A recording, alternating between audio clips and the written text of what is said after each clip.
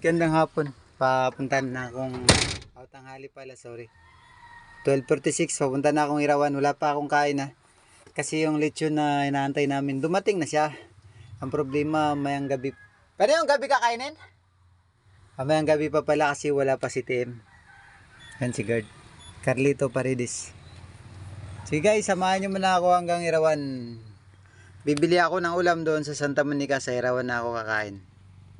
Post ko muna guys. Hey guys, hindi ako nadiretso sa Irawan. Puno pa raw yung Irawan. Hindi kakasya yung dala-dala kong 20,000 liters na diesel. So dito na ako dumiretso sa garahe.